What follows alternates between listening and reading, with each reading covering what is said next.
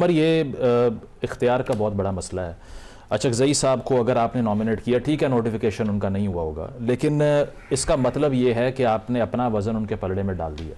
अब फिर वो मुज़ाकरात की बात करें, हलीमा साहिबा कुछ और कहें, हम जब किसी से पूछते हैं, शफ़ी साहब ने परसों मेरे प्रोग्राम में ये कहा कि देखें जो खान साहब कह रहे हैं वो होगा, तो फिर समझ ये नहीं आती कि फिर किसी को इख्तियार दिया क्यों जा रहा है, अपोजिशन किसने करनी है। मार्च का ऐलान भी अगर अचकज़ई साहब ने करना था और वो जो कह रहे हैं, अलीमा खान साहिबा आके उसको आउटराइटली रिफ्यूट कर देती हैं कि ऐसा है ही नहीं, तो फिर ये क्या इशू है? अच्छा, उसमें एक थोड़ा सा हम उसमें सीक्वेंस में जाएंगे तो समझ आ जाएगी। उसमें खान साहब ये कहते हैं कि फैसला किसने करना है, अचकज़ई साहब ने और अल्लामा राजा नासिर अब्बास ने। अब वो फैसला करेंगे आया मुज़ाकरात करने हैं या स्ट्रीट मूवमेंट करनी है। अगर स्ट्रीट मूवमेंट पे जाते हैं तो ये जिम्मेदारी सुहेल आफरीदी की होगी। जो बात अलीमा खान कर रही है ना, हमें एक बात प्रैक्टिकल करनी चाहिए और ये सच बोलना चाहिए कि आप जब अडियाला के अंदर सियासी लोगों की मुलाकातें बंद करेंगे, सियासी कम्युनिकेशन बंद करेंगे और फैमिली से मुलाकात नहीं करने देंगे, तो मुज़म्मिल साहब तलखी आएगी कि नहीं आएगी? अब देखिए ना, कल भी मुलाकात नहीं हुई, पिछले से हफ्ते भी मुलाकात नहीं हुई। इसका हल क्या है? इसका हल ये है, आप देखें, एक बात तो यह है ना, यहां बैठ के एक रेटरिक में बात करते हैं, इमरान खान पाकिस्तान की रियलिटी है, पीटीआई पाकिस्तान की रियलिटी है। आपको पसंद हो, आपको पसंद ना हो, देखें लोग उनके साथ इस वक्त हैं। अब उसका हल ये है कि आप कम्युनिकेशन होने दें।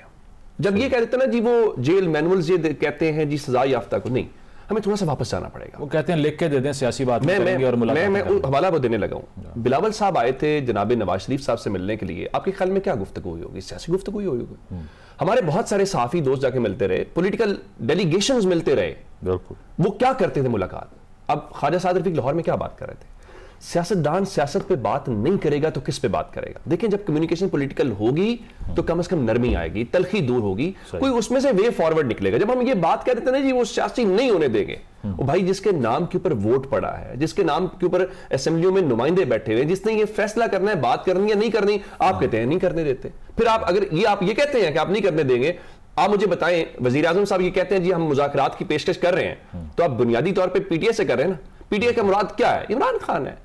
आप उसको जो मर्जी कहें, तो जब आप इमरान खान से कम्युनिकेशन ही नहीं होने देंगे तो फिर आपने मुज़ाकरात किससे करना? लेकिन अगर लेट्स सपोज अचकज़ई साहब के साथ मुज़ाकरात होते हैं, हाइपोथेटिकली बात कर रहे हैं, वैसे उन्होंने कहा जवाब देंगे वज़ीर आज़म को, जवाब ही ना दे दें, मैं तो ये समझ रहा हूँ। लेकिन अगर ये मुज़ाकराती अमल शुरू होता है और अचकज़ई साहब कुछ ना कुछ गारंटी करके आ जाते हैं और खान साहब कहते हैं कि ये तो इसने बयान दिया, मैंने तो नहीं दिया, तो फिर नहीं, उसमें ऐसा नहीं है। मैं उसकी मिसाल देता हूं, जब पीटीआई ने माजी में भी मुज़ाकरात किए हैं, ऐसा नहीं है। देखिए, वो सिस्टम को मानते हैं तो असेंबली में बैठे हैं, वो इस सिस्टम को मानते हैं तो ये सारे एहतजाज करते हैं ना कि हमारी बात सुनी जाए। मैं उसकी एक मिसाल देता हूं, आपको याद होगा जब असेंबलियां डिसॉल्व हुई, वो सारा मसला उससे पहले इलेक्शन वाला हो रहा था, तो क्या पीटीआई बैठी नहीं थी उनके साथ? अच्छा, वो कामयाब मुज़ाकरात हुए या ना हुए, चलिए आप ये कहते हैं जी खान साहब नहीं मानेंगे, आप इत्माम हुज्जत के लिए ये जो लोग बात कर रहे हैं, कुछ कम से कम आप भी तो करें ना। यानी आप सारा मलबा डालना चाहते हैं तहरीक इंसाफ के, वो ठीक है डालें।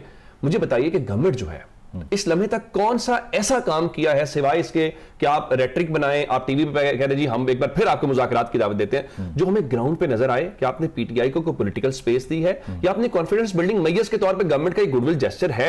अब जी पीटीआई बड़ी ज्यादती कर रही है, लेकिन पीटीआई ये कहती है गवर्नमेंट के हाथ में ही कुछ नहीं है, तो फिर वो कैसे आपको स्पेस देती है? पीटीआई नहीं कहती है, पाकिस्तान की सारी सियासी जमातें कहती हैं। एग्जैक्टली, जब आप अपोजिशन में होते हैं, जब आप अपोजिशन में होते हैं, स्पेस कैसे? आज पीटीआई कह रही है ना, आज पीटीआई कह रही है, कल नून लीग की बात कर रही थी कि हमारी लड़ाई इमरान खान से नहीं, इमरान खान से लाने वालों से है। अब स्पेस आपने कैसे देनी है? मिसाल के तौर के ऊपर कुछ ना कुछ, जैसे आप मानते हैं, अब तो गवर्नमेंट की वज़रा खुल के कह रहे हैं ना, हम 8 फरवरी तक मुलाकात नहीं होने देंगे, हम मुलाकात नहीं होने देंगे। आप ये कह सकते हैं, आप उनकी मुलाकात होने दें, आप कम से कम कुछ नॉर्मलाइज होने दें, आप पॉलिटिकल लीडरशिप अचकज़ई साहब को जाने दें, आप अल्लामा राजा नासिर अब्बास को जाने दें, आप शायद खान अब्बासी को जाने दें, आप मुस्तफा नवाज खोकर को जाने दें, कम्युनिकेशन कर दिए ना, कुछ हल निकालें, अच्छा जेस्चर दें, एक जेस्चर दें जिसपे हम ये कहें पीटीआई को हम क्रिटिसाइज करें कि देखिए आप लोग ज्यादती कर रहे हैं, आप लोग भी तो आगे बढ़े ना इस सिस्टम को, इस जो हम इस बहरान के अंदर या बंद गली के अंदर इसके निकले, ये ऐसे ही सारे बंद गली में रह के तड़ियां लगाते रहेंगे तो उसका कोई हल नहीं, और इसका नुकसान गवर्नमेंट को ज्यादा, सबको नुकसान, सबको नुकसान। नजम साहब, ये अंसार अब्बासी साहब की जो खबर है उसके मुताबिक तो जो सीनियर क़यादत है पीटीआई की, अब वो ये चाह रही थी कि अल्लामा साहब के जो है वो ज़ेरे निगरानी एक कमेटी का ऐलान किया जाए, वो सियासतदानों से राब्ते करे, लेकिन अचकज़ई साहब को ये मंजूर नहीं था।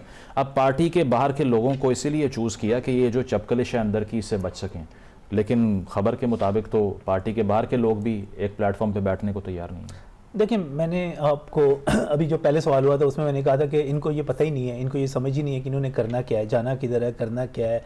इन्होंने मज़ामत करनी है तो मज़ामत के काबिल तो ये नहीं है। और इन्होंने 24 नवंबर और फिर 26 नवंबर वाला करके देख लिया था, फाइनल कॉल करके देख ली थी। अच्छा। अब वो अगर ये दोबारा सुहेल को कहते हैं कि सुहेल अफरीदी ये करो और कोई एहतजाज और कोई स्ट्रीट मूवमेंट ही नाम है ना जी इसका, स्ट्रीट मूवमेंट करो, तो फिर जो अली अमीन गंडापुर ने स्ट्रीट मूवमेंट की थी उसकी कोई स्पेलिंग गलत तो नहीं थे ना, वो भी तो यही स्ट्रीट मूवमेंट ही थी। आप लेके आ जाएं सारा खैबर पख्तूनख्वा। देखिए जो जहां तक बात है मुलाकात की और इसके नतीजे में आगे बढ़ने की, हुकूमत इस चीज़ का जो है बहरहाल क्रेडिट लेती है कि हमने एक और 26 नवंबर होने से रोक दिया है। ये प्लान कर रहे थे एक मरतबा, फिर जिस तरह इन्होंने इस्लामाबाद में आग लगाई, जिस तरह इन्होंने लाहौर के ज़मान पार्क में पुलिस पर, रेंजर्स पर पेट्रोल बम फेंके, जिस तरह इन्होंने 9 मई बर्पा किया, जिस तरह इन्होंने 26 नवंबर किया, दे वर प्लानिंग कि अब इमरान खान साहब इनको कह रहे थे कि अब एक और चीज़ इस तरह तैयार करो। हुकूमत को उसकी